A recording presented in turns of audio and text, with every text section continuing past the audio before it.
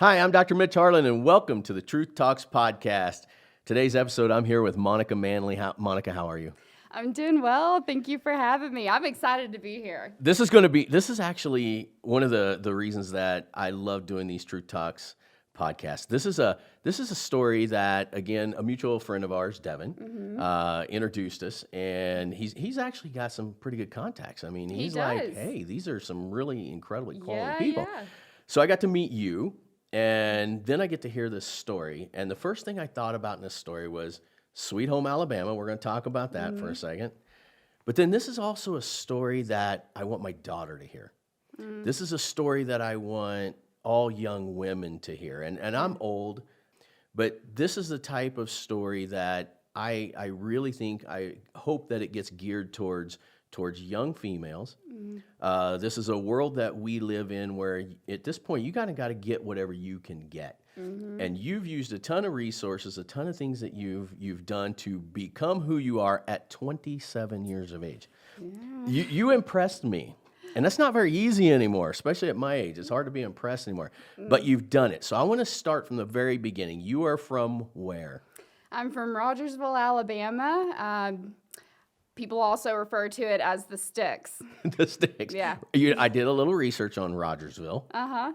14. Did you find all 5 of us? No, but I heard there's 1,424 of you. That's true. So here's what's impressive to me about that. I grew up in a town of 2,500, right? So we were a metropolis compared to you. Yeah, big city. Big city. One stoplight, and it blinked. It didn't even change colors. What's interesting about that is you don't always have this mentorship of getting out, going to the big city. We're going to talk about Paris in a minute with you. That didn't happen in Salisbury, Missouri, and I don't think it really happens that much in where you grew up. I don't think it does either. So this is what's going to get real fun about your story. So you're from this really small town. Tell me about the town. Tell me about how you grew up.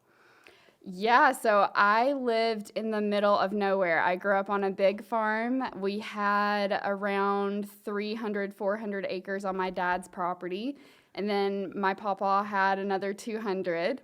We were right there close together. So I used to ride my horses over across the line. And I grew up roping and playing with cattle and gardening and all the stuff you do in the South because there wasn't much going on. So Did you love growing up there?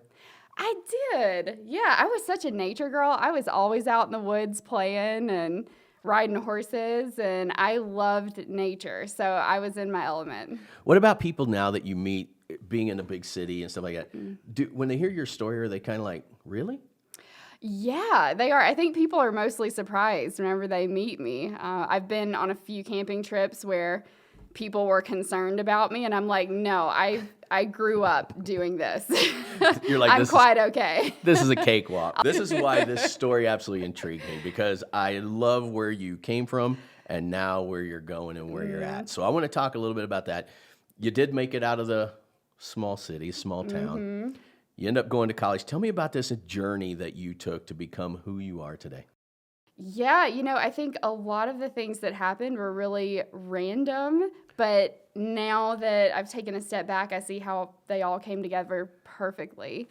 But I grew up in Alabama. I moved to Birmingham, the big city of Alabama, when I was in college, and I started working for the outdoor industry. So I would go hunting and fishing for a living and play with guns and everything else. That's what I did for a living. And then I later decided that I wanted to go into business.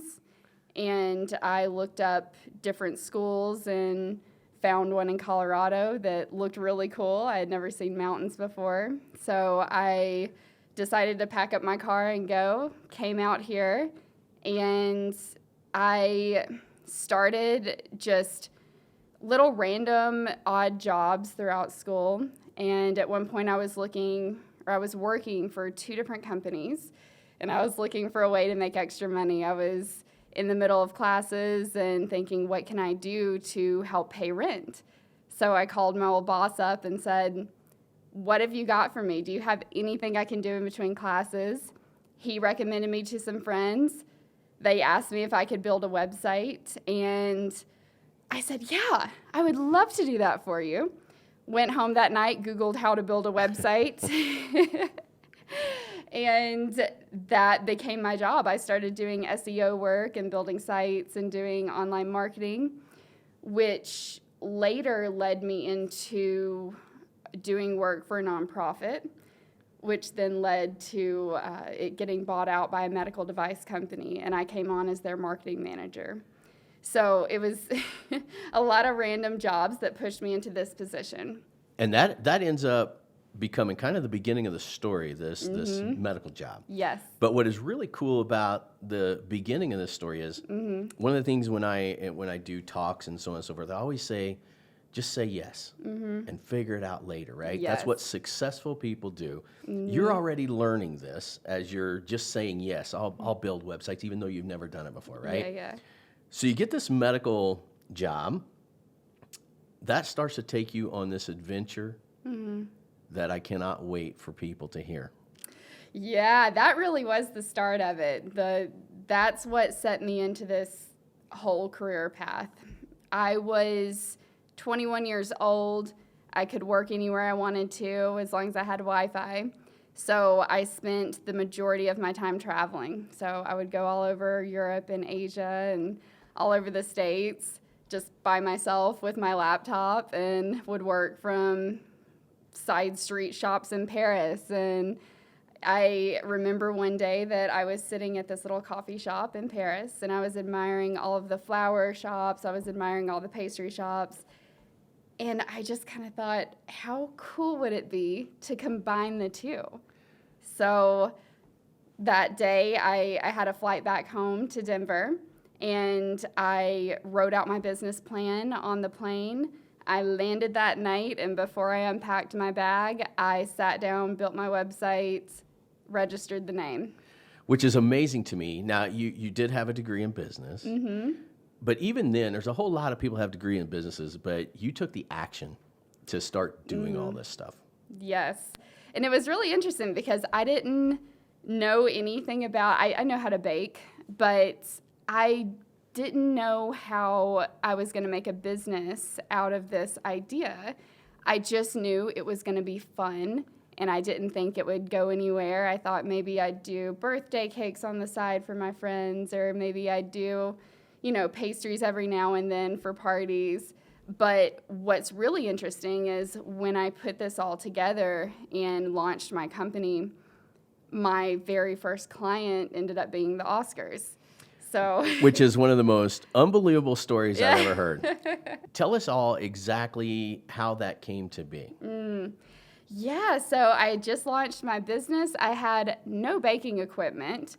I had no employees. I had nothing.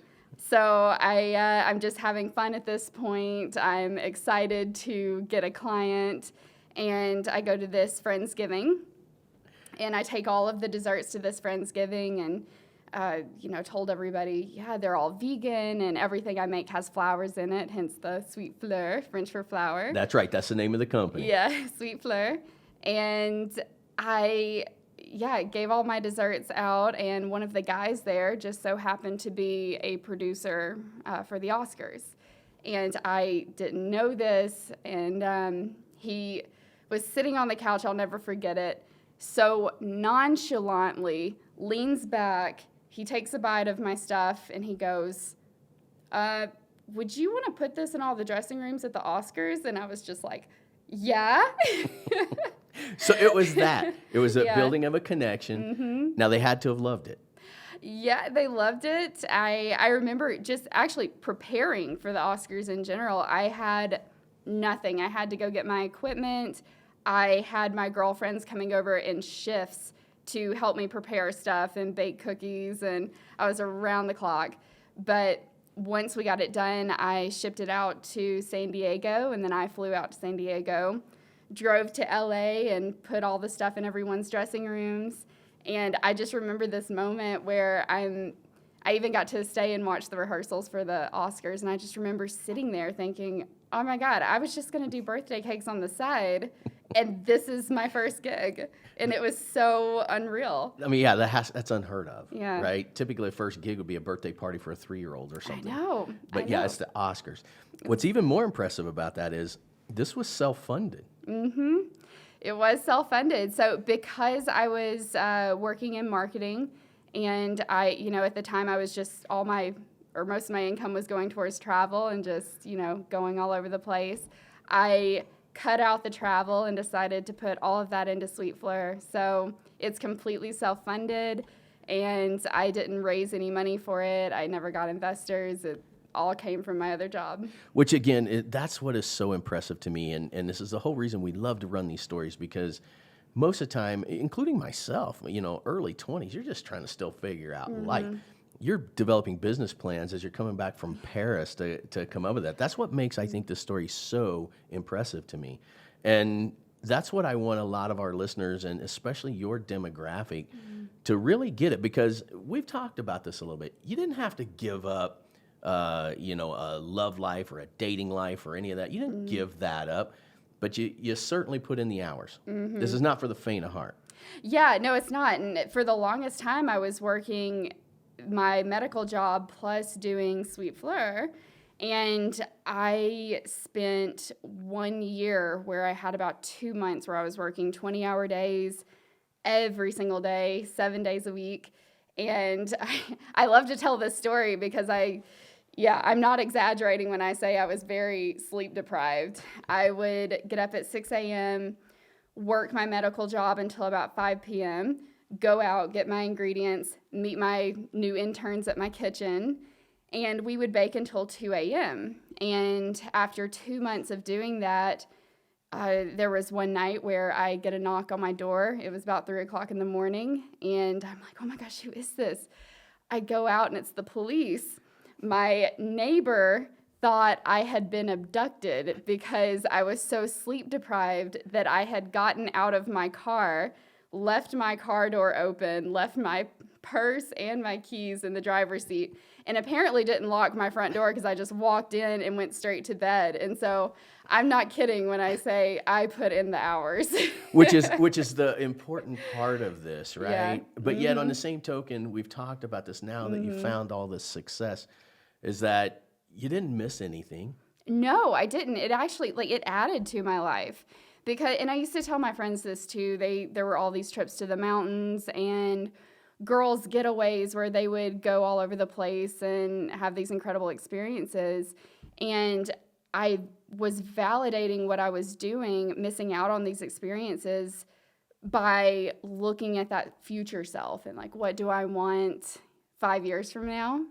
And whenever I looked at it from that angle, it was so easy to give up stuff. And now I'm looking back and it's, I'm getting much. there. I'm going where I wanted to be, and I'm hitting all the marks. Which is what is so, that is just, that's just one of the most impressive things to me.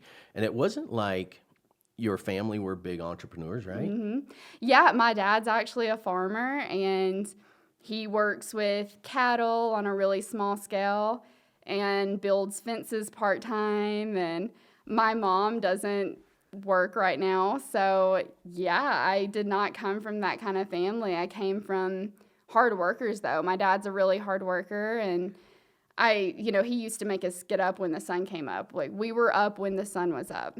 And this is why I want to bring this up, because I always believe that when I see kind of this product of sorts, I know that there's ingredients in there, and it's always fun to kind of hash that out. So obviously, parents, hard workers, get up, get it done, do the job, probably do it right, do it on time. Yep.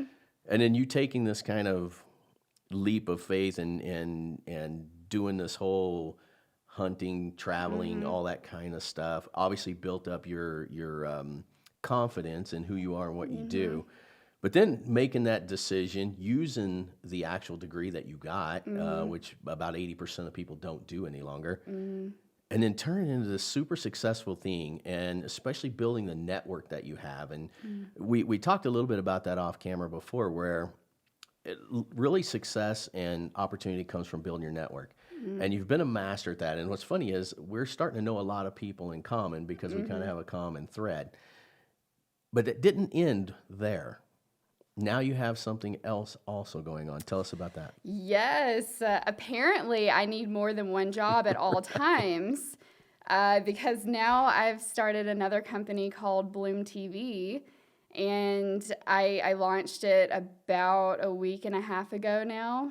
It's, again, one of those things that I didn't expect to happen because I finally went full-time with Sweet Fleur in June during the pandemic. Right. And I really thought I was going to have all my focus on that business, but when inspiration hits you, you just got to go with it sometimes. And what's really cool about that is you had funded already your first business. And then this one here, though, I want to kind of tell people how you got this off the ground and how you got it going. Because there's so many people Yeah. trying to do this now, but how you did it is impressive. So tell us about that. Yeah, well, I had no other choice. Right. You can get really creative when you're lacking in choices. So I had this idea to start basically videos, a channel around flower education. So videos on cooking with flowers and flowers for your health and crafts with flowers, basically the Food Network of flowers, right? And it was this beautiful vision, and I knew exactly what I wanted to do and how I wanted to run it and who the experts were going to be for these shows. The only problem is I didn't have any money to put into it because once I went full-time with my bakery, that I no longer had that stable salary Right. to fund something else. So I put a list together of all the people that I wanted to involve. I put a list together of everything that needed to be done, videos, production, sound, cool locations to film. And then from that list, I started asking people if they would volunteer their time. And surprisingly, I didn't get turned down by anyone. Everyone wanted to help because they all agreed with the vision. They loved the vision and wanted to be a part of it. And because of that, I was able to launch Bloom. The conception was in October, and then I launched about 2 weeks ago now, I guess. Yeah, it's amazing So- too, because I went in and looked at all of it. The production is so high quality. Yeah. You had a little help from a family member. I did, yeah. I called my sister and said, so, we're related, right? I pulled a family card. Her and her boyfriend have a production company in Florida, and I asked if they would fly out and do all of the videos, and there was no hesitation. I was so lucky to have them. And then on top of that, all the experts that I rounded up out here were also incredible. So People just get so overwhelmed, but then I run into someone like you and you just start to do it. Just start doing it and then see what happens, right? And then just kind of move and shift from there. But that's exactly what I talk about all the time is how do you build your network? How do you get other people involved? And it all starts with a vision. The vision has to be there. But had you not already started your other company, self-funded it, and obviously in the Oscars, your first gig, that's how people do this type of stuff. And what I am seeing in the world today is there's a lot of young people, much like yourself, and they come up with a concept, but they don't work it. They don't work the plan. They don't figure out how to do it. And that was what was so impressive about your story to me is you actually worked a plan and are now finding some great success with it. yeah, it took a lot of work. It's still taking a lot of work, but I go into it knowing I'm going to have fun, knowing that the end result is going to be so worth it, and also telling myself, you're not going to sleep for a little bit. And going into it knowing that it's going to be hard work, I never expect anything to just happen. It's always happy accidents when things happen like the Oscars, or I get this cool connection with someone who takes my business to the next level. Those are happy surprises, but I never, ever expect it, ever. I always go into it knowing the work is going to have to be done and knowing I'm going to have to give up a lot of stuff and sacrifice for a few years. Who would you say is kind of a inspiration to you? I mean, what drives you to do this? Oh my God. I think part of it is my brain. It won't shut off as soon as I have an idea. I need to see it through. So part of it's that, but I do come from a hardworking farming family. So My dad is a really hard worker. I've seen him pull shifts that are very unhealthy, but Kind of like but leaving your car door open with your purse in there and going I've to bed. seen those. I know where I get it from. So it's always funny when he says, well, you better slow down and take time for yourself. And I'm like, oh, please, who are you talking to right now? You cannot give me that advice.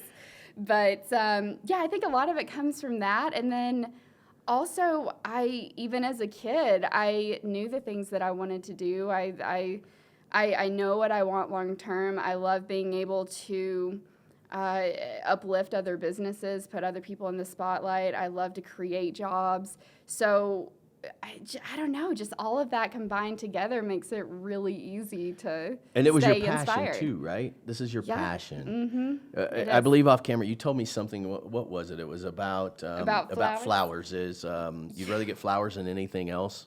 Oh my gosh, yes, flowers are the best gift somebody can give me. Flowers or plants, I'll take them. When I was in college, I really didn't have any extra money to spend on anything.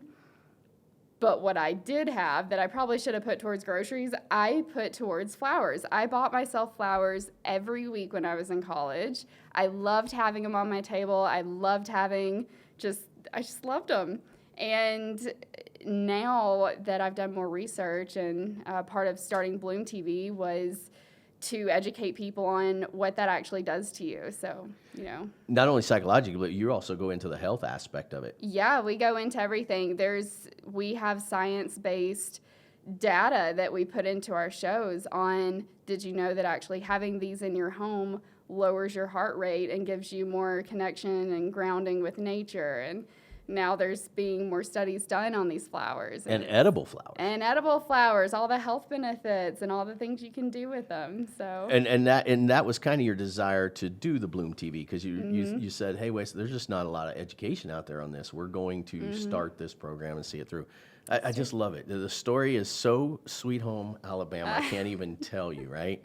If you had really blonde hair, you'd be just like Reese Witherspoon. I mean, it is so fun to see how that transpired in the movie, and then to kind of see how you've now done it, which is where I want to kind of wrap up the segment. I want to wrap up the segment is all these young people anymore, they're on Instagram, they're on Facebook, they're on, whatever, God knows how many other apps and so on and so forth. You don't do much of that, do you?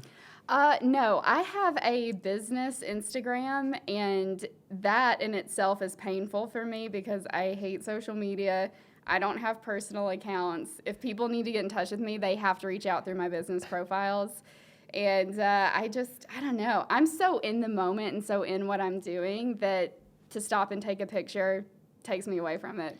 And it's just so rare at your age to see this kind of drive and this business idea, which I think is obviously why you are successful. And this is why I love running these programs, because I want my daughter to see you. I want her to look at you, because, she's not that far away. She's 15, another decade away. But you have these visions, you have these plans, and I believe starting at your age, by the time you're 40, you're going to have it made. And everybody else is just starting to kind of try and figure it out. So I am totally, I've told you this before, I am 100% impressed with you and what you've done and how you've done it. And I certainly hope that all of our listeners, especially young women, although I'm not sure I want my daughter running around Europe by herself. That would probably make me a little bit on the nervous side. But nonetheless, it's just so incredibly impressive to me. If you had a chance to directly talk to women in let's say right out of high school, 19 to 25, what would you tell them? Don't be afraid to take the leap. Don't be afraid to take the leap. Whatever it is, whatever you're inspired to do, whatever offer you get throughout your career, take it. Don't hold back. Just say yes? Just say yes. Just say yes. Just say yes. And then run with it. Yeah. Let's tell everybody how they can get a hold of you. Let's tell them everything to make contact, because there's probably going to be some people calling you up saying, hey, listen, I kind of have this idea. Can you help? Or they want to get involved with your products, buy your bakery stuff, or get you into the Bloom TV. So tell everybody where they can find you. Yeah, so for Sweet Fleur, my website is sweetfleur.org. That's Fleur. That's a tough I one. want you to pronounce it. Fleur. Oh, Like sure. you are from the South. Fleur sure. That's how you had me do it, and that's how I had to remember. Fleur sure. Fleur sure. Yeah, so that's for Sweet Fleur. And then Bloom TV is bloomtvnetwork.com. And we also have an Instagram, Bloom TV Network. That's wonderful. I can't even tell you how impressed I am with you. I like to kind of recap it too, because I so want to drive this point home that you don't feel like you've lost out much in life with what other people your age are doing. And you're creating a huge brand. You're creating a huge company in media. It's just impressive as I'll get out. I hope you know that. You can keep going. What else do you like about me, Mitch? Well, I like the fact that, well, there's a couple things. Again, as a dad too, I don't know. I mean, what do you think about you just going to Europe? Was he like, you're my daughter? I've been independent since I was 17. Why doesn't that surprise me? Yeah. Yeah, my family, I was the day I graduated high school, I had my car packed and drove out to Birmingham that night. So I've been independent for a while. So when I decided to move to Colorado, I didn't know anybody here. I'd never been before. I didn't even know what to expect. So just kind of getting out of my comfort zone has been comforting to me. You didn't know anybody? I didn't know anybody. And I had only been to, outside of Alabama, I had been to Georgia and Tennessee, and I flew out to San Diego once, and that was, early college years. I'd never been anywhere else. So when I got the chance, I went everywhere. I went to Europe by myself. I went to Asia. I went all over. Was it exciting? Was it scary? What was it? It was, I remember the first trip I ever planned where I traveled by myself always, but I remember the first trip I ever planned was to Spain, and I planned it because I wanted to go somewhere where nobody spoke English or didn't want to speak English maybe. And I just wanted to be thrown into this situation to where I was completely vulnerable, and I really just wanted to get used to being comfortable with being uncomfortable. And I think that has helped me tremendously in my business to throw myself into those situations. It's what we always say: just say yes, get uncomfortable. Yes. Yeah. Right. Yeah. Which is just so impressive to me. I mean, I don't know why it hits me so hard. I think because I remember getting into my business and I'm scared to death. I'm thinking, oh man, well, I know the techniques, I know how to do this thing, but I don't know anything else. Yeah. But you just do it, right? Yeah, and I think that's where that interdependence comes into play as well. So finding experts that maybe if you don't have money to put behind your business, finding experts who are willing to donate their time, or finding people that do know how to do the things that you don't know how to do is one way to really grow a business, because nobody knows how to do it all. So, right. Yeah. Right. Isn't that the truth? Mm-hmm. And that is so impressive that you already know that. And I don't know how much of this you actually learned in college. Would you say None. most of it? I would say most of my classes, I was sitting on my laptop doing work for somebody else so that I could pay my bills. So that was all of my classes, was sitting in the back on my laptop working. Which is perfect. Is there a trail of broken hearts around Asia and Spain and Europe and Alabama? Oh, are we getting into that conversation now? Well, if you're going to do something to the magnitude that you've done at your age, it's hard to have a relationship.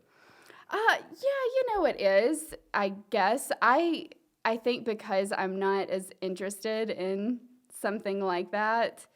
My business is my baby. It comes first. It is my family right now. So I think because of that, I don't think much about it. But I think if I were really trying to push to have a really good relationship right now, it would probably be a little difficult. Yeah. Well, that's honest though, and that's what we want with Truth Talks. But I think you're doing it right. I think because you got plenty of time. Plenty of time. Plenty of time. And we at Truth Talks are super excited to see your business grow. We're going to do everything we can to support it. And but I'm really proud of you, and I'm hoping that so many people your age watch this episode, because it's full of life lessons, and you've just done an amazing job. Thank you so much. Thank you so much for coming on the show. Yeah, thanks for having me. You bet.